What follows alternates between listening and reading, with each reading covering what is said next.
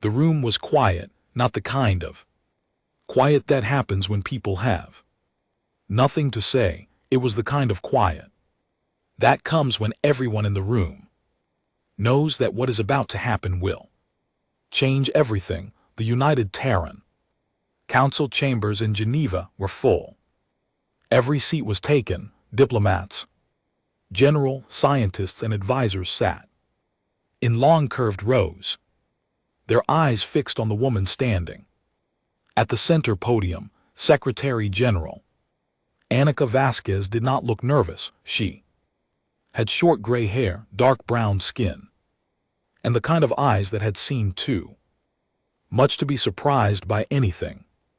She stood straight, her hands resting flat on the podium, and she looked out at the room as if she were about to say something she had been waiting years to say, because she had been behind her. On the massive screen that filled the entire back wall of the chamber was a map. It showed the galaxy, or at least the part of it that humanity had explored and charted over the past 200 years. Hundreds of star systems blinked on that map. Most were gold, marking human colonies, stations, and outposts. A thick red line curved around all of them in a wide, perfect sphere.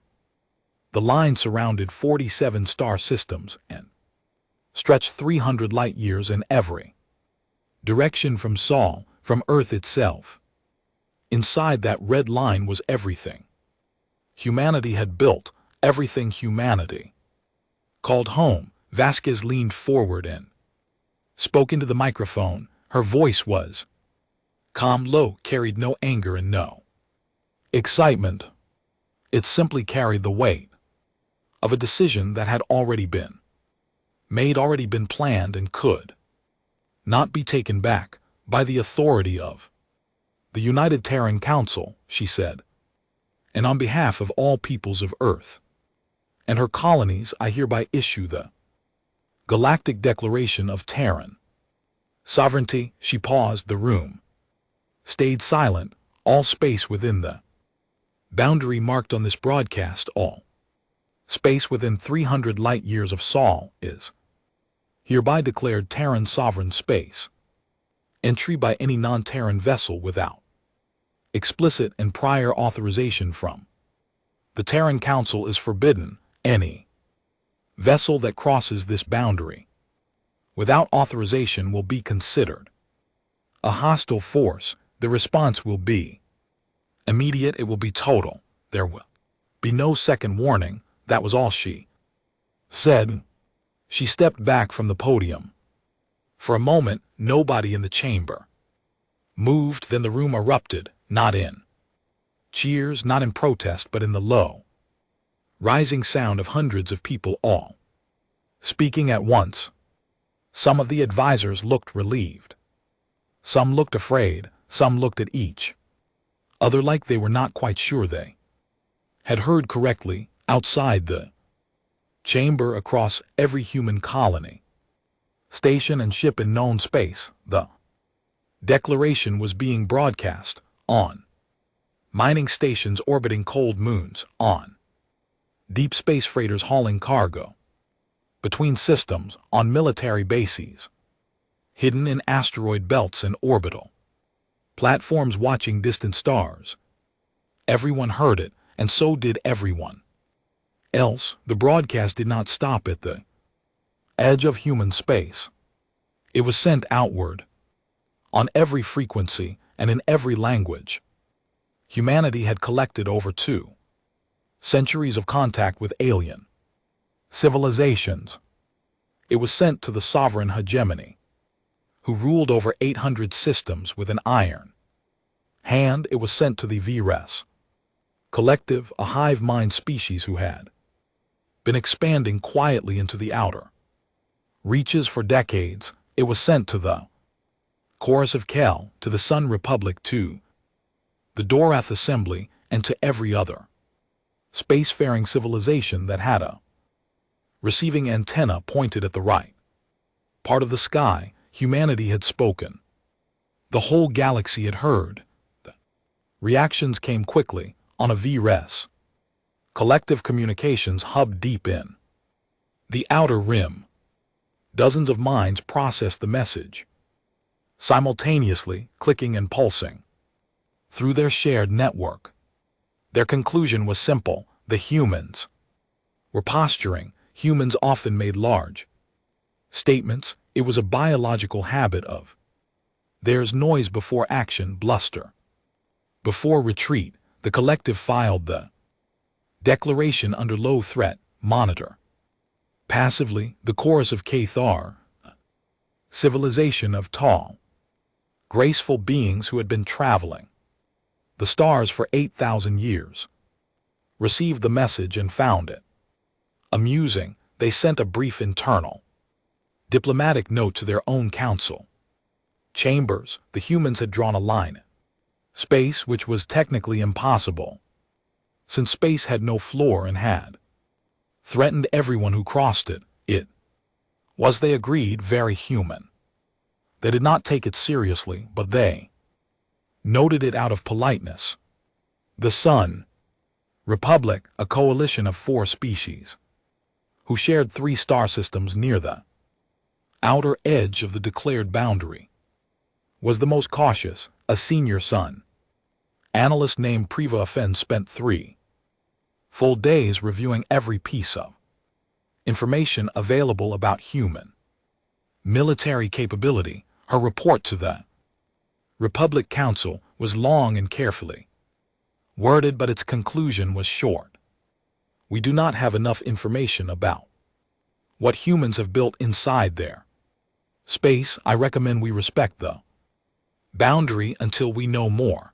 The council thanked her, shelved the report, and moved on to other business. And the sovereign hegemony, the greatest power in the known galaxy, received the declaration at the court of Emperor Varaxalantha's IV. The emperor was in the middle of a celebratory banquet when the message arrived. His advisors interrupted the feast to deliver it. He listened to the translation with half his attention, finished the food on his plate, and then laughed. It was a short, dismissive laugh, the kind that does not invite questions. File it, he said, and waved his hand, and that was the end of the matter as far as he was concerned. None of them understood, not yet. Far from Geneva, on the bridge of the Terran warship TFS Unbroken, a man named Admiral Darius Kale watched the broadcast on a small screen mounted near the navigation console. He did not cheer, he did not smile, he simply watched, and when it was over he turned back to the wide viewport in front of him and looked out at the stars. Kale was not a tall man, but he had the kind of presence that made rooms feel smaller. He had been in the Terran Defense Forces for 31 years. He had fought in 4 border skirmishes, small, sharp conflicts that the rest of the galaxy had barely noticed, but that had cost human lives and had taught him lessons he never forgot. He had spent the last 12 years in a position that did not officially exist, overseeing a program that was not officially acknowledged, watching something grow in the dark space between stars that the rest of the galaxy had no idea was there. He knew what was inside. The red line. His first officer, Commander Selapark, came to stand beside him. She was younger, sharper, and had a habit of saying exactly what she thought. Do you think they'll listen? She asked. No, Kale said. Then why do it this way? Why announce it at all? We could have just waited. Kale was quiet for a moment. Outside, the stars drifted slowly as the Unbroken moved through its patrol route. Because when this is over, he said, nobody will be able to say we didn't warn them. Park looked at him. She was about to ask another question, but she stopped herself. She had worked with Kale long enough to know when a conversation was finished. She went back to her station, back on Earth, as the hours passed after. The declaration, the diplomatic messages, began to arrive. Most of them were polite, a few were confused, one or two were slightly threatening in tone, which the Council's diplomatic team noted and filed carefully.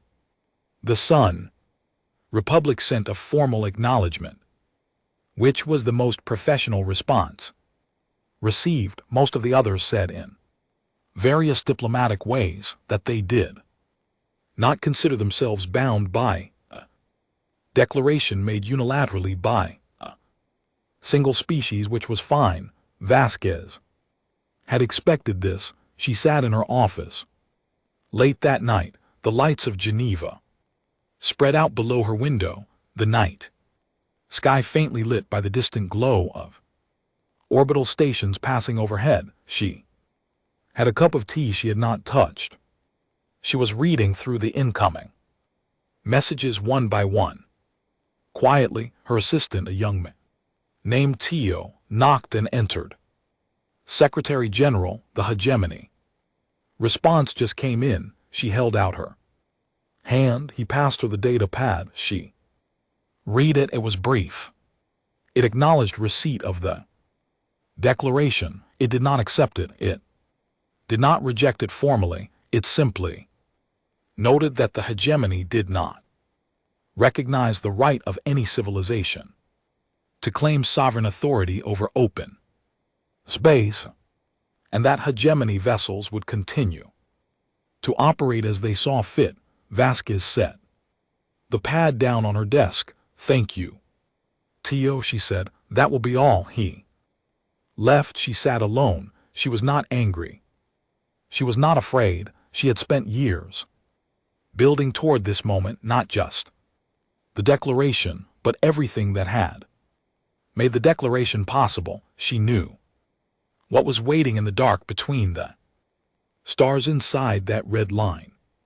She knew what had been built quietly, carefully over decades, while the galaxy looked elsewhere and underestimated the species that had crawled out of one small blue planet and decided it wanted to survive. She picked up her tea. It was cold. She drank it anyway. In 6 months, she knew someone would cross the line. She did not know who. She suspected the hegemony. They were proud, and pride had a way of pushing people toward exactly the kind of decisions they should not make. When it happened, Protocol Iron Wall would activate. Every system, every platform, every ship and weapon and grid that had been built and hidden and quietly maintained for the last 20 years would respond. She hoped in a small and tired part of herself that they would turn back. Before it came to that, she knew they would not. 2 months after the declaration, the first signs appeared. Long-range Terran sensors near the border began picking up increased hegemony fleet movements. Not an invasion, not yet, but the slow, deliberate gathering of ships that always came before one pattern recognition software flagged it. The reports went up the chain quietly. Without alarm, Admiral Cal received the reports on the bridge of the Unbroken. He read them, confirmed the analysis, and sent a single message to Terran Command. It read, begin pre-activation checks on all Iron Wall assets.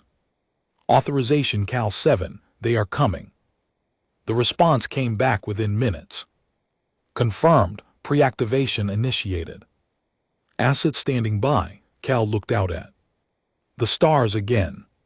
Somewhere out there, past the red line, a fleet was being assembled by people who thought they were coming to correct a mistake. He felt no fear. He felt something closer to patience, the deep settled patience of someone who has been ready for a long time and simply has to wait for the Other side to make their move. He thought about the declaration. He thought about Vasquez standing at that podium, her voice flat and certain, reading words that the galaxy had heard and dismissed. He thought about everything that was waiting in the dark. Come on then, he said quietly to nobody, to the stars, to the distant fleet he knew was forming beyond the boundary. Come and see. Imperial court of the sovereign hegemony was not a quiet place.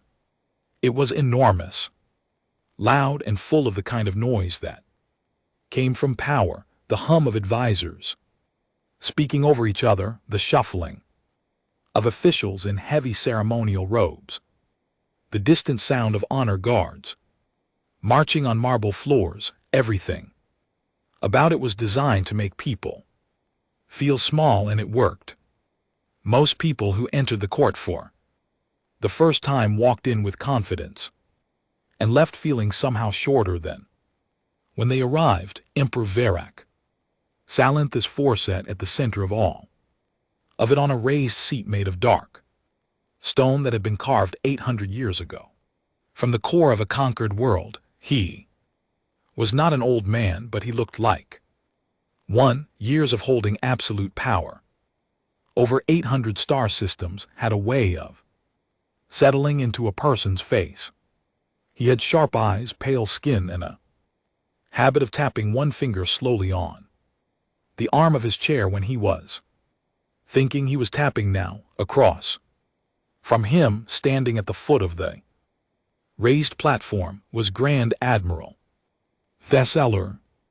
The Grand Admiral was everything an imperial military officer was supposed to be: tall, immaculate, decorated with more medals and commendations than most people could count, and utterly certain of himself. He had commanded fleets for 40 years. He had never lost a battle that mattered. The humans, Verac said slowly, his finger tapping, have been broadcasting their little declaration for 6 months now. Yes, Majesty, and other civilizations have been watching. Some of them are starting to think we are hesitating. Thessalur did not blink. There is no hesitation, Majesty. There has simply been no need to respond. Declaration made by a minor species in a small corner of space does not require the hegemony's immediate attention, and yet Verac said, here we are 6 months later still talking about it. The room was quiet in the way that imperial rooms went quiet when the emperor was making a point. Thessalur stood straighter. If that was possible, if it is the will of the emperor, I will take a fleet through Terran space, not to attack, not to conquer, simply to show the humans and the rest of the galaxy that their declaration means nothing, that their lines in space mean nothing, that the sovereign hegemony goes where it chooses when it chooses. Verac stopped tapping. He looked at Thessalur for a long moment. How many ships? 500. Majesty, more than enough. Overwhelming force deters resistance. If they choose to fight, they will be destroyed quickly. If they choose to stand aside, which I believe they will, we will have made our point without a drop of blood being spilled. One of the senior advisors, an old man named Counselor Bricks, cleared his throat from the side of the room. He was short, soft-spoken, and had served 3 emperors. He had survived that long by being very good at noticing things that other people missed. With respect, Grand Admiral Bricks said carefully, there are some sensor anomalies worth considering. Our long-range observation posts near the Terran boundary have noted energy readings that do not match the military technology we have cataloged for the human fleet. The readings are inconsistent and occasional, but sensor ghosts, Thessalur said without looking at Background radiation, gravitational interference from the nearby star. Clusters our technical teams have reviewed the data and found no credible explanation other than natural phenomenon. Brix opened his mouth. Varek waved his hand. That is enough. Counselor, he looked back at Thesler. Prepare the fleet. You will cross the Terran boundary in 60 days. You will travel through their space at standard speed and full sensor visibility. You will not fire first. You will not destroy their stations or colonies. You will simply pass through.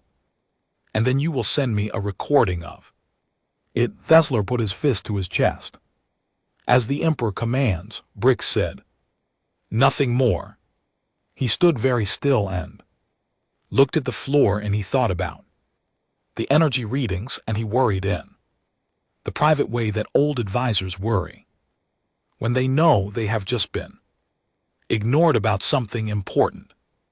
The fleet assembled at a staging point 3 light-years from the Terran border. 500 ships, battle cruisers, destroyers, carrier platforms, support vessels, the kind of fleet that, when it moved through space, could be seen on passive sensors from enormous distances. It was not designed to be subtle. Subtlety was not the point. Grand Admiral Thesler stood on the bridge of his flagship, the Imperial Dreadnought Eternal Dominion, and watched the fleet arrangement on his tactical display. Everything was in order. Everything was as it should be. He opened a fleet-wide channel. Commanders of the sovereign hegemony. Expeditionary fleet, he said, his voice carrying the particular warmth of a man who knows he is being recorded for history. In approximately 12 hours, we will cross the boundary that the human species has declared forbidden. We do not cross it out of aggression. We cross it because no species, no matter how bold their words, has the right to tell the sovereign hegemony where it may or may not go. We cross it because the galaxy is watching, and the galaxy must see that our resolve is absolute. He paused. He could hear the silence of 500 ships listening. If the humans are wise, they will stand down. If they are not, we will answer accordingly. Move forward at standard fleet speed. All weapons to standby, not active. We are not here to start a war. We are here to end a bluff. He closed the channel and settled into his command chair. 12 hours later, the first ship in the formation crossed the red line. Nothing happened. They moved deeper into Terran space. 1 light-year to the stars around them were the same stars. The space around them was empty. No Terran ships appeared. No warnings were broadcast. No alarm sounded anywhere in the fleet. Thesler watched his sensors. Nothing. He leaned back slightly in his chair. No response. His tactical officer reported, no contacts, no transmissions from human sources. Of course not, Thesler said. On the 3rd day, he recorded a short message and sent it back toward the hegemony border, where a relay drone would carry it on to the Emperor. He sat at his desk and spoke into the recorder with the easy confidence of a man who had been right about something he was always certain about. Day 3. Inside Terran space, he said, no contact, no resistance, no response of any kind from human forces. Declaration was, as expected.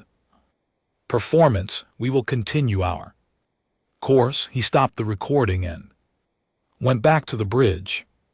He did not notice the very faint reading on the fleet's long-range passive sensors, a reading that lasted less than 3 seconds before disappearing completely in a sector of space that should have been entirely empty. his sensor officer. Noticed it, flagged it as a ghost. Reading and moved on. It happened again. 2 hours later in a different direction. And again 4 hours after that. Each time, it lasted only seconds. Each time it vanished completely before it could be tracked or identified. Nobody connected. The readings, nobody thought to. On the Terran side of events, there was no silence. In a command center built deep inside a reinforced asteroid station in the Vega corridor, a location that did not appear on any map that had ever been with any non-Terran government. Admiral Darius Kale stood in front of a display that was far more honest than anything the hegemony would have been comfortable knowing existed. The display showed the Imperial fleet in real time.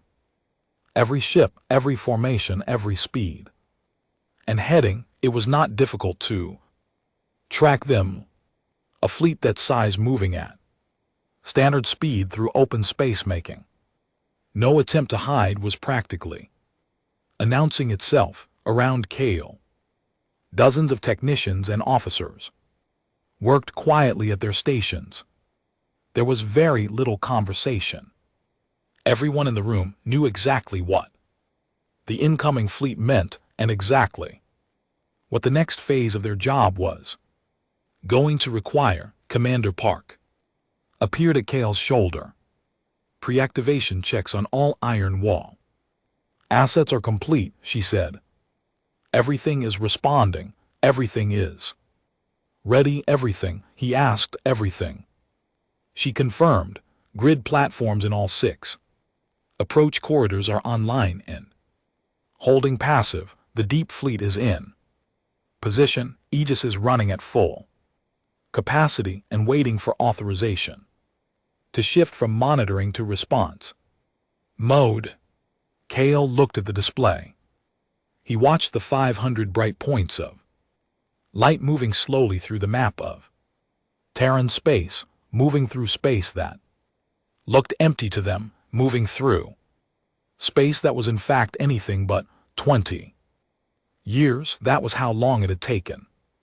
20 years of building quietly and carefully while the galaxy assumed that the only thing inside the red line was the same human fleet they had always known about, the defensive ships, the patrol cruisers, the border watchers.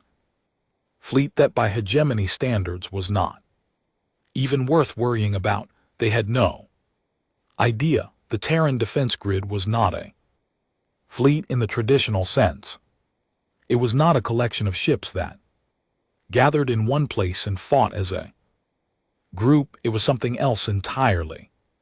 Thousands of automated platforms scattered across 6 major approach corridors inside Terran space, each one invisible to standard sensors, each one connected to a central AI tactical network called Aegis. The platforms had been built slowly, quietly, one at a time, delivered in pieces by unmanned transports and assembled in the dark. They had been waiting for exactly this. And then there was the deep fleet, the ships that had never been shown, never been mentioned, never been acknowledged. They were not patrol cruisers. They were not border watchers. They were warships, real ones, and they had been sitting in sensor-baffled positions for years.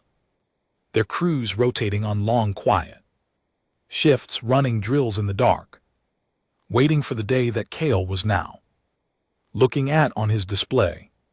When do we move? Park asked. Kale studied the fleet's heading. He calculated in his head, not because he needed to. The computers had already done it 100 times, but because it was a habit. He liked to feel the shape of a situation with his own mind before he committed to it. We let them reach the Vega corridor, he said. 3 more days. When they are fully inside the corridor, flanked on both sides by the grid with No clean exit, that is when we activate in the diplomatic option. Do we broadcast another warning? We already gave them a warning, Kale said. Quietly, we gave it 6 months ago. We were very clear. Park nodded slowly. When they are in the corridor, he continued, we will transmit one final message. Before Iron Wall activates, a single sentence. I want it logged and time-stamped. I want the whole galaxy to know when this is over that they had every chance to turn around. What will the message say? Kale looked at the 500 lights moving through his space. It will say, you are in Terran sovereign space. You were warned. Turn back now or face total response. He paused. They won't turn back. No. Park agreed. They won't. Then 3 days from now, Kale said, we will show the galaxy what we built. In here while they weren't looking, he turned away from the display and walked toward his office. At the door he stopped and looked back at the map. One more time, 500 ships moving with complete confidence through space they thought was empty. He felt something then, not pride exactly and not anger, something quieter than either of those things, something that had been living in his chest for 20 years, patient and still. It was almost time. Cadet Myra Solon had always wanted to serve on a ship like the Eternal Dominion. She was 23 years old, newly graduated from the Imperial Naval Academy, and had been assigned to the sensor station on the flagship's main bridge as part of her first field rotation. It was considered an honor. Most cadets her age were assigned to support vessels or outer system patrol duties for their first postings.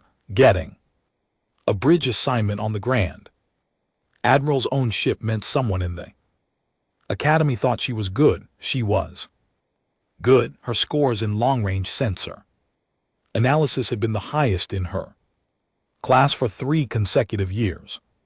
She could read a sensor display the way other people read plain text, fast, clearly, and without missing anything. She was at her station on the morning of the 3rd day when the message arrived. It came in on the standard open broadcast frequency, the same frequency that any ship in the fleet would receive. Automatically, it was short. It was in standard hegemony language, translated perfectly. It was time-stamped and logged by the ship's automatic systems before any human being on the bridge even heard it. You are in Terran sovereign space. You were warned. Turn back now or face total response. That was all. Thessler heard it from his command chair. He looked at the communications officer, who looked back at him. Then Thessler made a short sound, not quite a laugh, more like a breath pushed through the nose, and said, log it and ignore it. Continue course. Myra logged it. She continued watching her sensor display. The fleet moved forward. The Vega corridor widened ahead of them, a long, relatively clear stretch of space between 2 dense star clusters, exactly the kind of route a large fleet would naturally choose when crossing through a region. It was the most efficient path.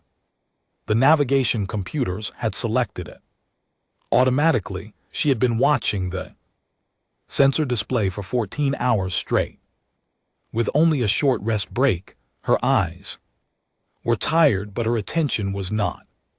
She had a habit of mentally noting small things and saving them, building a picture piece by piece, a sensor ghost. Here, faint reading there. Nothing that the automatic filters had flagged as significant because individually none of them were, but she had been collecting them. She pulled up her personal log and looked at the timestamps she had marked. Over the past 2 days, 11 ghost readings. All brief, all vanishing before they could be analyzed, all occurring in different locations around the fleet. Different directions, different distances, a pattern that was not a pattern, except it felt like one. She opened her mouth to say something. She was a cadet, she was 23, she was on the bridge of the Eternal Dominion with the Grand Admiral 12M behind her. She closed her mouth, she looked at her display again, and then her display changed. It did not change slowly. One moment it was showing empty space with a fleet of 500 ships moving through it. The next moment it was showing something else entirely, contacts, hundreds of them, no more than hundreds. They appeared everywhere at once, in every direction, at every distance. Her system began counting and then stopped counting, because the number was still climbing, and the processing load was spiking in a way she had never seen before. Her hands moved automatically, running the standard confirmation checks. She verified the sensor array. She checked for interference. She checked for system error. Everything was functioning perfectly. The contacts were real contacts, she said. Her voice came out steadier than she expected.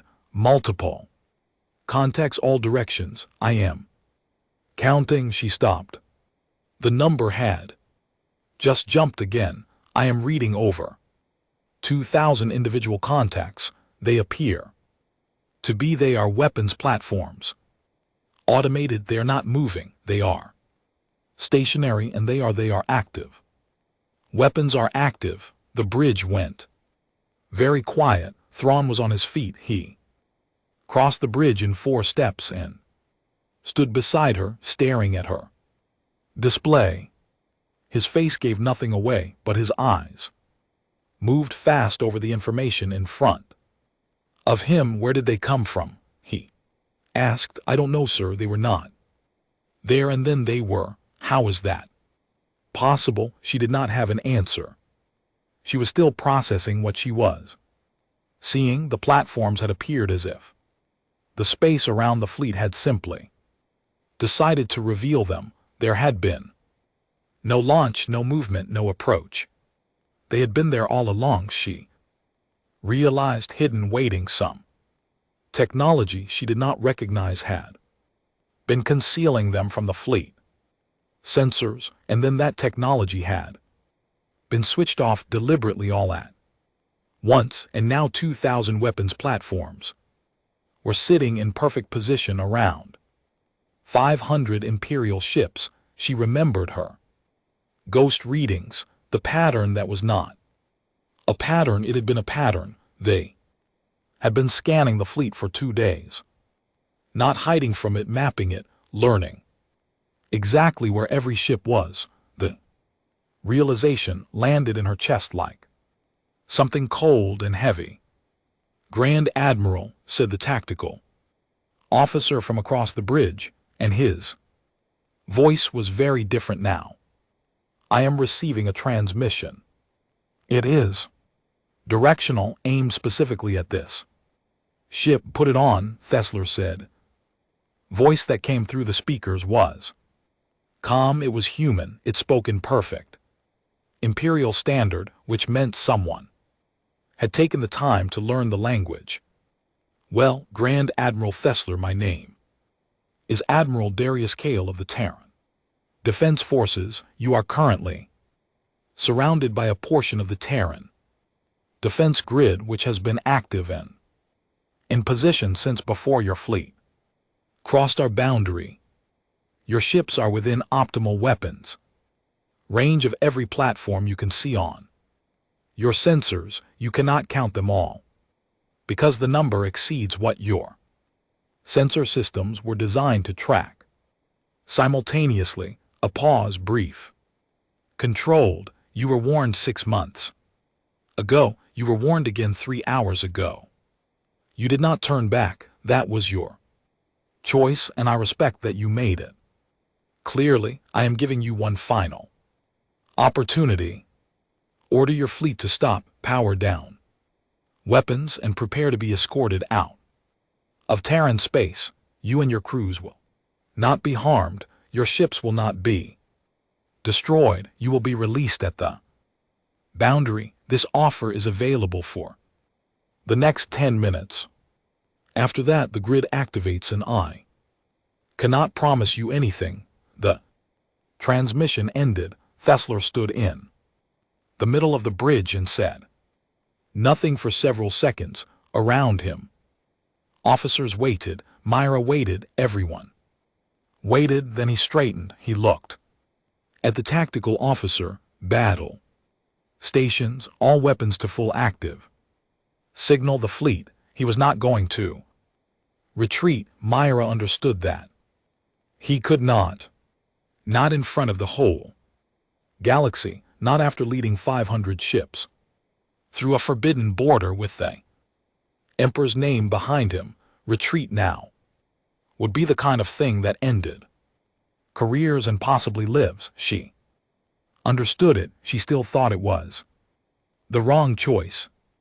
The fleet went to battle stations. What happened next was something that Myra Sulian would spend the rest of her life trying to describe accurately, because no description she ever put into words fully captured how fast it was. The Terran platforms did not fire first. The first shot came from an Imperial destroyer on the outer edge of the formation, which opened fire on the nearest cluster of platforms. The moment battle station sounded, the shots were good, accurate, well-aimed Imperial Navy standard. They hit the platforms. The platforms did not go down. What the destroyer's weapons hit turned out to be the outer shell of a layered shielding system that was significantly more advanced than anything the Imperial technical teams had ever assessed. Shots connected, the platforms absorbed them, and they were already returning fire before the destroyer's gunners could adjust their targeting. Then everything happened at once. The platforms began firing, not randomly, in patterns. Coordinated patterns, carefully sequenced to maximize damage while minimizing the chance of hitting each other. The grid was controlled by something she could not see but could feel in the way. The attack moved, too precise, too fast for organic command, too aware of every ship's position in real time. At the same time, something even larger appeared on her display. Ships moving. Ships, not platforms, actual warships, emerging from positions scattered throughout the corridor, coming in from 6 different directions. Simultaneously, they had been hiding deeper in the corridor using the same sensor baffling technology as the platforms, and now they were moving at high speed into firing positions. She counted them. She made herself count, because counting was the only thing she could do. 40, 60, 90 more Terran warships of a class she had never seen in any intelligence briefing. Long, dark, fast, with weapons configurations she could not immediately identify. They moved with frightening confidence, like ships whose crews had drilled this exact scenario many times before, which she realized with a slow, sinking feeling was probably exactly the case around her. The bridge was controlled chaos. Officers calling damage reports, systems screaming warnings, Thessler at the center of it, giving orders in a fast, hard voice, his tactical training taking over even as the situation moved beyond anything that training had prepared him for. Fighters away, someone reported. North corridor is blocked, someone else said. Gravity readings, there are gravity anchors deployed. The exit corridor is gone. South corridor, Thessler demanded. Blocked, same reading, east. Blocked, Myra looked at the display. The Vega corridor, which had looked like the most natural and efficient path through Terran space, had become something else entirely. It was a box. Box with walls made of platforms and gravity anchors, and now dozens of Terran warships closing from every angle. There was no way out that had not been covered. She thought about the navigation computers that had selected this route automatically. She thought about the most natural and efficient path. She thought about who had built the corridor, who had built the grid, the anchors, the fleet that was now tightening around 500 Imperial ships, and she realized that the corridor had not been chosen by Imperial navigation computers at all. It had been offered, left clear and obvious and efficient so that any large fleet coming through Terran space would naturally, automatically choose it. They had walked into a room that humans had spent 20 years building for exactly this purpose.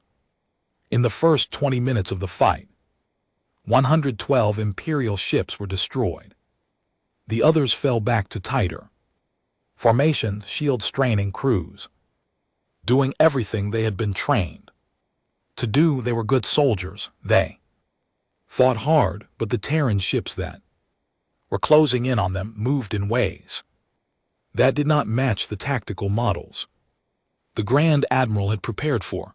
They adapted every time the Imperial fleet shifted position. The Terran response was already adjusting. The AI system controlling the grid was faster than any organic commander, and the humans were not just relying on the machines. Myra watched the Terran destroyer take 3 direct hits from an Imperial cruiser, a cruiser twice its size, and keep fighting. It did not retreat.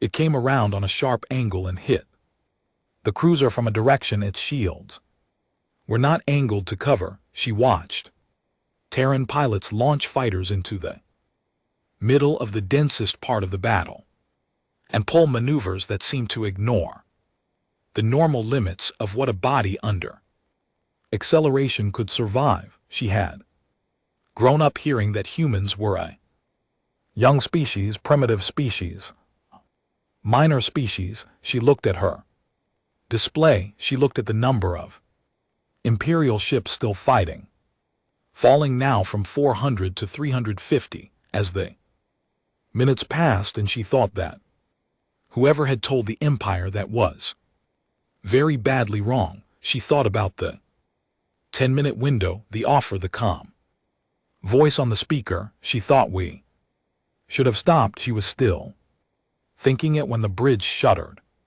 and the lights went red, and the Eternal Dominion began to take damage of its own. The battle lasted 11 hours. At the end of it, 317 Imperial ships had been destroyed. 183 remained, damaged to varying degrees, some barely functional, several with hull breaches that their crews were sealing manually with emergency foam and prayers. Grand Admiral Thessler was still alive.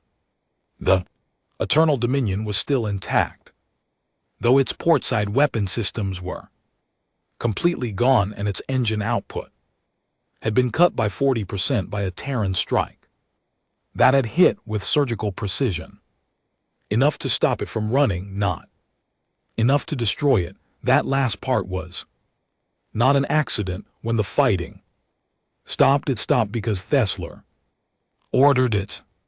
He stood in the middle of his damaged bridge, surrounded by the sounds of emergency systems and the distant clang of repair crews, and he looked at what his tactical display was showing him, and he gave the order to stand down. His voice was very quiet when he said it. Nobody on the bridge asked him to repeat himself. Everyone had seen the display. 30 minutes later, a Terran shuttle docked with the Eternal Dominion. Admiral Darius Kale did not send a message, he came in person. He was smaller than Thessler had imagined. He wore a simple Terran military uniform. With no extra decoration, he carried no weapons that were visible. He walked into the Eternal Dominion's main conference room with two officers behind him, sat down at the table and waited while Thessler sat across from him. They looked at each other. Grand Admiral, Kale said. Admiral, Thessler said. There was a silence, not a hostile one.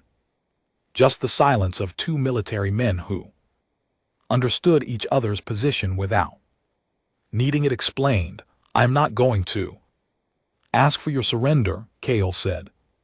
This is not a defeat in the sense of territory or resources. You have not taken anything from us, and we have not taken anything from you.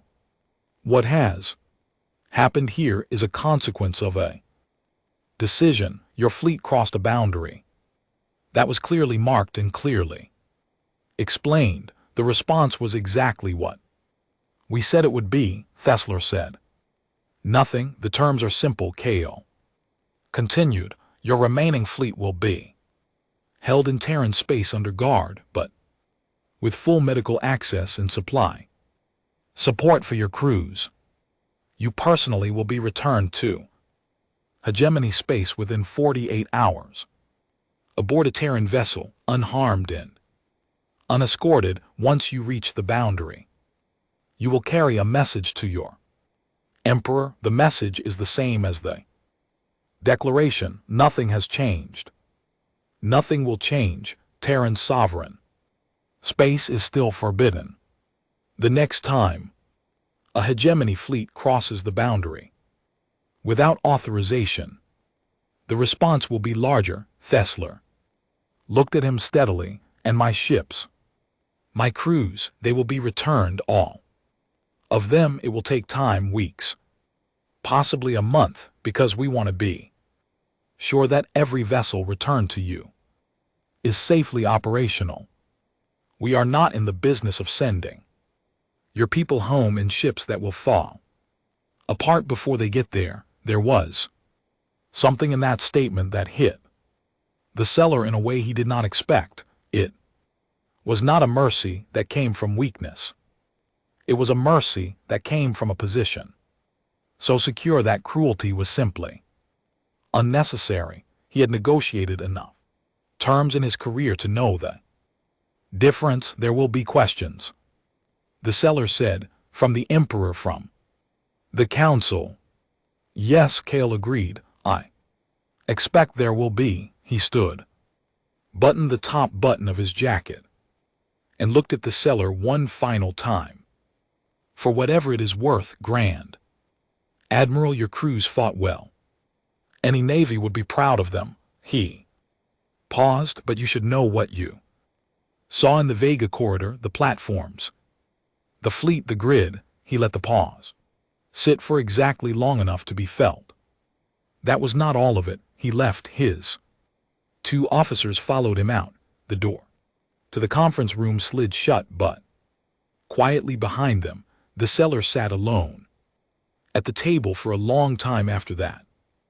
The journey back to hegemony space took 2 days. Kale had arranged for a fast Terran courier ship to carry him, as promised, with a small crew that was professional and polite and did not speak to him unless he spoke first. He spent most of the journey in the small cabin they gave him, sitting at a desk writing. He was writing his report, his honest one, the one he wrote for himself before he wrote the official version. He did this after every engagement. It was a habit he had picked up early in his career. Write the truth first so you do not forget what the truth was when the pressure came to say something easier. The truth in this case was long. He wrote about the platforms appearing from nowhere. He wrote about the gravity anchors collapsing the exit corridors before anyone realized it was happening. He wrote about the Terran warships he had never seen in intelligence report, moving with a speed and coordination that had not matched any assessment though Hegemony's analysts had ever produced. He wrote about the AI system, Aegis he had since learned its name and how it had seemed to know where every Imperial ship was going to be before the ship got there. He wrote, "We were not defeated by luck, we were defeated by preparation. The humans have been building toward this inside their space for a very long time, and we chose not to look." He stopped writing and looked at the wall of the cabin for a while. Then he wrote one more line. "The Admiral told me what we saw was not all of it. I believe him." The Imperial court was not quiet when Thesler returned. It was not loud in the way it usually was, the busy, self-important loudness of power going about its business. It was loud in a different way, the kind of loud that comes from shock, from the collision of things that people believed deeply with information that should not exist. Officials were speaking over each other.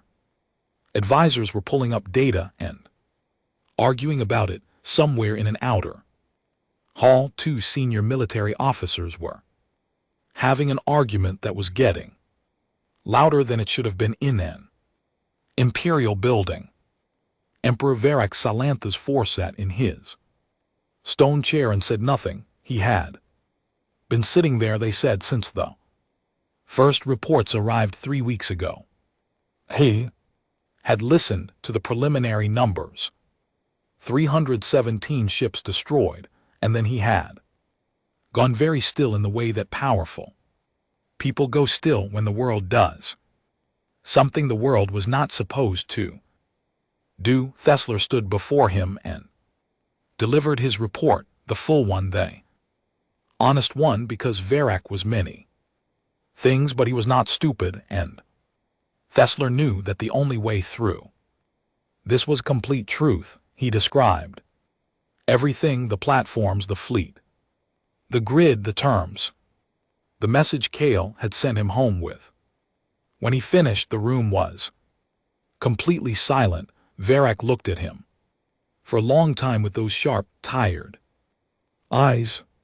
"You are telling me," the Emperor said slowly, "that the humans had been ready for us before we crossed the border?" "Yes, Majesty, that the path we chose, the Vega corridor, was left clear deliberately. Everything points to that conclusion, that what they showed us was, by their own account, not the totality of what they have." "Admiral," Cal said it directly, "I have no reason to believe it was a bluff."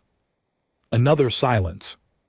Counselor Bricks, who had been standing quietly at the side of the room, exactly as he had been standing at the side of the room when this conversation first began 6 months ago, did not say anything. He did not look at Thesler with an expression that said, "I told you so." He was far too experienced and far too wise for that. He simply stood and listened and kept his face very still, but his eyes just for a moment met Thesler's, and Thesler looked away first. Outside the hegemony, the news traveled vast. In the absence of a centralized galactic news network, information between civilizations moved through trading routes and diplomatic channels and the informal communications of merchant crews who heard things in ports and told other merchant crews in other ports. It was slow compared to what humans called the internet, but it was thorough. Eventually, everything reached everywhere. What reached everywhere over the following weeks was this: the sovereign hegemony, the most powerful military force in the known galaxy, had sent 500 warships through Terran space, and 317 of them had not come back. The reactions varied. The Vreth Collective, who had previously filed humanity's declaration under low threat, monitored passively, quietly upgraded their file to significant threat, monitored actively. Several collective minds began reviewing historical data on human expansion, patterns, and technical development with considerably more attention than before. The Chorus of Kel held a formal council session for the first time in 40 years to discuss a single topic: humans. The session lasted 3 days. When it ended, they sent a diplomatic contact request to the Terran Council. It was the first communication they had initiated with Earth in over a decade. The Sun Republic analyst Priva often received a message from her council, informing her that her report, the one they had thanked her for and shelved without reading, had been retrieved from the archive and was now required reading. For every senior official in the Republic, she was asked to prepare a follow-up report as quickly as possible. She replied, already started it. The governments that had been bullied by the hegemony for generations began very quietly having conversations with each other about what might be possible now. Nothing official, nothing declared, just conversations. The kind that happen when something large and seemingly immovable reveals for the first time that it can be moved. Aboard Terran Station Vega, in a room that was clean and warm and smelled like nothing unpleasant, Cadet Myra Solon sat on a bed and looked at her hands. She had a minor burn on her left arm from a conduit that had ruptured during the battle. A Terran medic had treated it within an hour of her ship being taken under. The medic had not asked her questions. She had not been put in a locked room. She had been given food, actual food, not ration packs, and clean water in this room, which had a window that looked out at the stars, and had been told that she would be returned home when it was safe for her to travel. She had expected to be afraid. She was not afraid. She did not fully understand why a Terran officer, a young woman not much older than herself, came to check on her once a day. She brought water and asked if there was anything Myra needed. On the third day, Myra asked her a question: why are you being kind to us? The officer looked at her with a slightly puzzled expression, as if the question itself was slightly strange. Why wouldn't we be? She said. Myra did not have an answer for that. In the hegemony, prisoners of war were not treated badly in a violent sense. The Empire was not interested in torture, but kindness was not something that was generally extended to captured enemy personnel. Efficiency was extended. Protocol was extended. Kindness was something different. She thought about that for a long time after the officer left. She thought about the battle, about watching those Terran ships fight, about the 10-minute window that Kale had offered before the grid activated, about the terms ships returned, crews kept safe, no punishment, no humiliation, beyond the simple fact of the defeat itself. She got up and walked to the window and looked at the stars. Somewhere out there in the dark, she knew there were Terran assets she had never seen, things built in the quiet years behind the red line, things that the hegemony's best analysts had missed entirely. She thought about what came next, about going home, about the report she was already composing in her head, the one she would submit the moment she returned, the one that no senior officer was going to ignore this time. She looked at the stars for a long time. Then Admiral Kale's words came back to her, the quiet voice on the Speaker before the battle before. Everything, asterisk, you were warned. Turn back now or face total response. Asterisk, they had not turned back. She pressed her forehead lightly against the cool glass of the window and closed her eyes. She thought of 317 ships and the people who had been aboard them. She thought about how none of it had needed to happen. She thought about going home and telling the truth. The negotiations happened on neutral ground. The Sun Republic offered one of their outer stations as a meeting point, a quiet, well-maintained facility orbiting a dim yellow star in a system that nobody particularly wanted, which made it perfect. The hegemony sent a delegation. The Terran Council sent Vasquez and a team of 6 observers came from a dozen other civilizations, some invited and some simply appearing at the station and asking politely to watch, which nobody felt they had the standing to refuse. Took 9 days. Vasquez had been told by advisors and by history that negotiations with the hegemony were long affairs full of breaks and reversals, and late-night sessions were half the gains made in the morning were quietly walked back before sunrise. She had brought enough tea for 2 weeks and had told her team to sleep whenever they could. The hegemony's lead negotiator was not a military man. His name was Avrektos, and he was a career diplomat who had been in the business for 30 years and had the carefully neutral face of someone who had learned to feel nothing visibly in professional situations. He was good.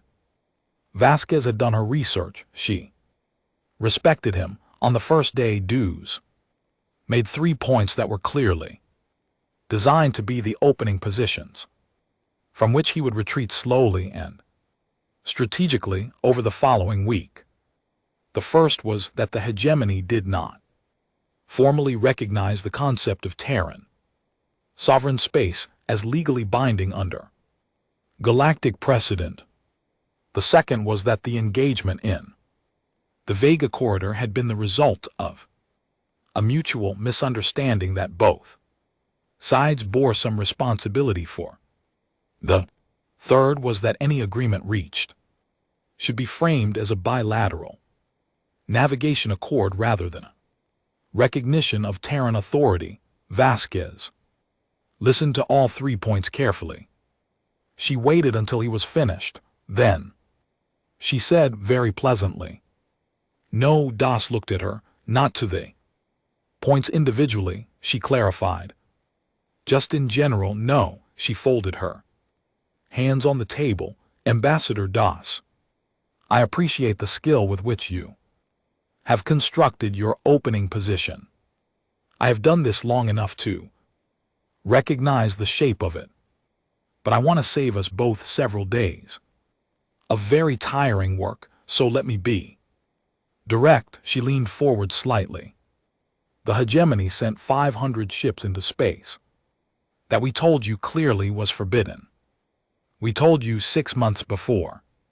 We told you again 3 hours before the engagement began. We then returned your surviving crews with medical care, food and functioning ships. We sent your Grand Admiral home personally, unharmed, with a message and nothing else. We have asked for no territory, no payment, no tribute. What we have asked for is one thing: that the boundary we declared is formally recognized. That is not a negotiating position. It is the only outcome available here." Das was quiet for a moment. He was not a man who was easily rattled, and he was not rattled now, but there was something in his expression, a very small adjustment around the eyes, that told Vasquez he had come to this table already knowing what the outcome would be. "The Emperor's position," he began. "The Emperor's position," Vasquez said gently, is internal to the hegemony. My position is this table and this room, and the agreement that comes out of it, what happens inside the hegemony afterward, is not my concern. They went back and forth for 9 days, but the center of the thing never moved. The Treaty of the Vega Corridor was signed on a Tuesday. It was not a long document. Legal documents between spacefaring civilizations tended to be enormous, dense with defined terms and exception clauses and reference provisions that pointed to other documents equally enormous. This one was 4 pages. Vasquez had insisted on that. She did not want a document full of language that could be reinterpreted by a creative lawyer in 40 years. She wanted something clear enough that no creative lawyer would ever get the opportunity. The core of it was simple. The sovereign hegemony formally recognized Terran sovereign space as defined by the Galactic Declaration of Terran Sovereignty issued 2 years prior.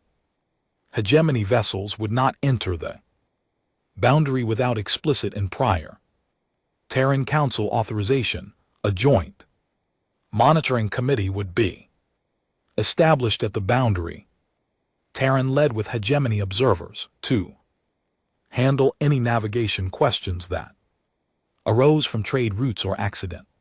Proximity, that was it. 4 pages. Dues.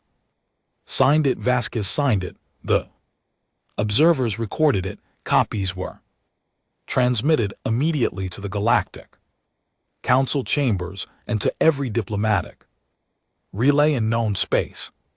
Outside the signing room in the station's long observation corridor, a cluster of diplomats from various civilizations were watching the news feeds carry the event live. Among them was Priva Athen, the SAN analyst who had been permitted to attend as part of the Republic's observer delegation. She was standing at the window watching the Terran diplomatic shuttle through the transparent panel. When the feed confirmed the signatures, she let out a breath she had not realized she had been holding. 3 weeks after the treaty was signed, Secretary General Vasquez stood at the podium of the Galactic Council chambers. For the first time in her career, the chamber was full. Every seat in every gallery was occupied. The council chamber was technically a diplomatic venue for multi-civilization discussion, and any recognized civilization could request speaking time. The Terran Council had requested it, and the request had been approved in less than a day, which was a speed that had no precedent in the chamber's 400-year history. She looked out at the galleries, beings of dozens of different shapes, colors, and configurations looked back at her. Some of them she could read, faces that showed curiosity or weariness, or in a few cases something that might have been admiration. Others had faces she could not read at all, and she looked at those just as steadily. She had no prepared speech.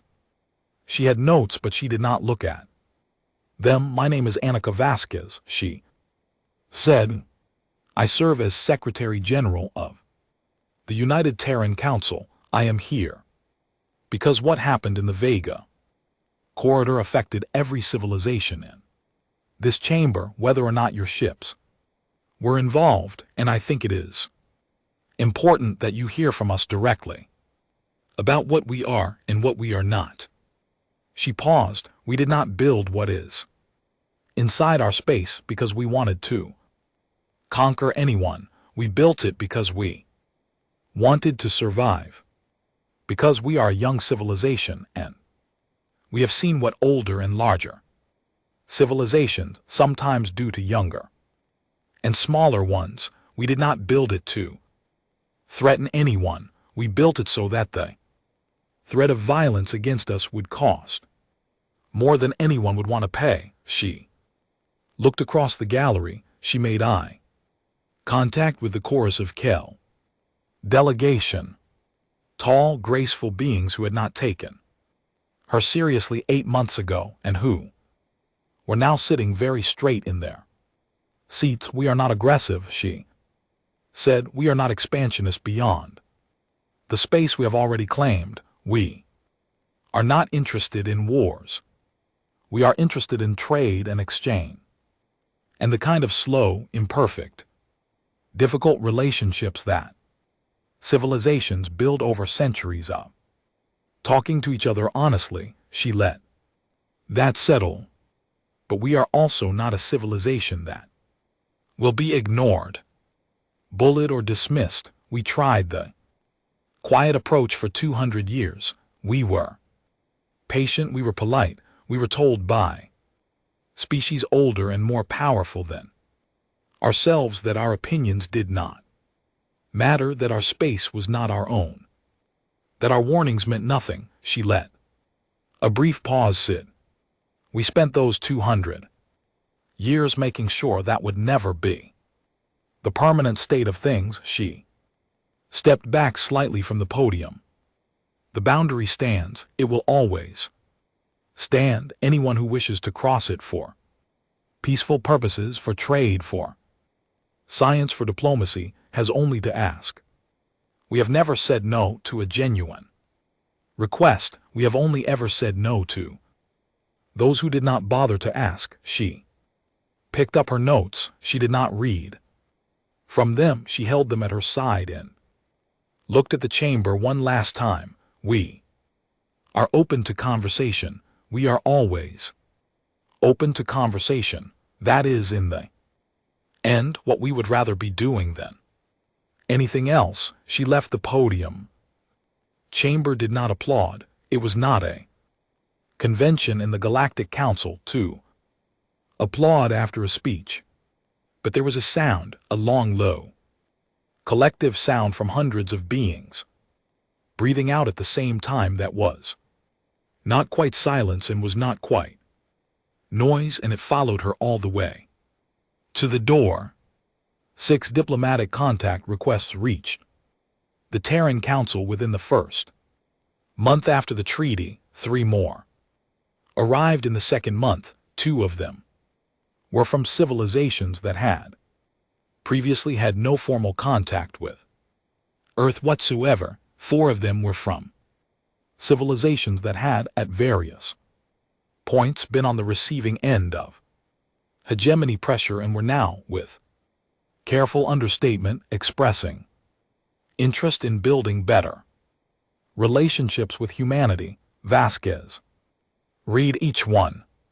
She responded to each one personally. She had a policy about that. She believed that the person sending a message should get a response from a person, not from an office. In a private briefing room deep inside Terran Command, Admiral Cal sat at a table with 4 senior officers and reviewed the roster. It was not a roster that was shared widely. It was not stored on any network system. It existed in 3 physical copies and 1 encrypted standalone file, and access was limited to 11 people in the entire Terran Defense Forces. It was the complete inventory of Terran military assets inside the sovereign space boundary. The Vega Corridor engagement had used approximately 31% of it. The deep fleet deployed had been roughly 1/3 of the full deep fleet. The grid activated had been 1 corridor of 6. Aegis had operated at 40% capacity because 40% was all that was needed. Cal looked at the numbers quietly. His 4 officers waited. No changes to posture, he said. Finally, standard maintenance and rotation continues. No drawdown, no redeployment. He looked at each of them. In turn, the treaty was signed. That is good. It does not mean we stop building It means we have more time to build in. Peace, Commander Park sitting to his left nodded slowly. Do you think they'll try again? Hegemony, Cal considered the question. Not the hegemony directly, not for a long time. They have internal problems. Now that will keep them occupied, but there are 11 other civilizations in the known galaxy that are watching very carefully and doing math. He leaned back. Eventually someone will decide. The math has changed. Someone always does, and when they do, he looked at the roster at the numbers at 31% of something that was already by most galactic standards incomprehensibly large. When they do, he said, we will still be ready. That night Vasquez stood alone in her office. The lights of Geneva were below her window. The orbital lanes above were busy. Freighters, shuttles, station transports, all moving in their quiet, orderly paths against the dark. She could see, if she looked carefully, the tiny, steady lights of the defensive platforms in the upper orbital layer, barely visible, doing their job without drawing attention. She had a cup of tea. It was warm this time. She had remembered to drink it while it was warm.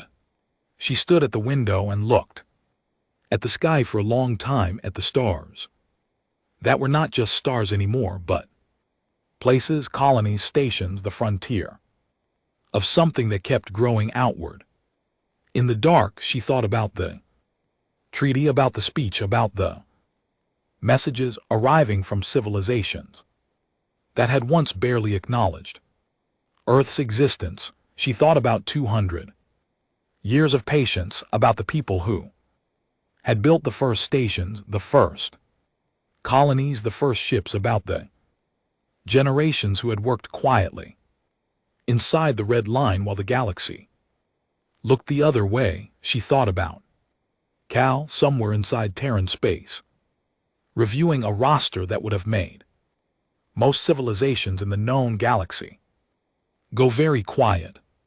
She thought about a declaration read from a podium in the same city not long ago, in a voice that did not shake. They thought silence meant weakness. She said quietly to the night, to the stars, to nobody. It never did. She took a sip of her tea. It just meant we weren't done building. Outside, the orbital lights moved steadily across the dark, and the stars held still, and the boundary held firm, and somewhere in the quiet space behind it, humanity kept building, and the galaxy did not make the same mistake again.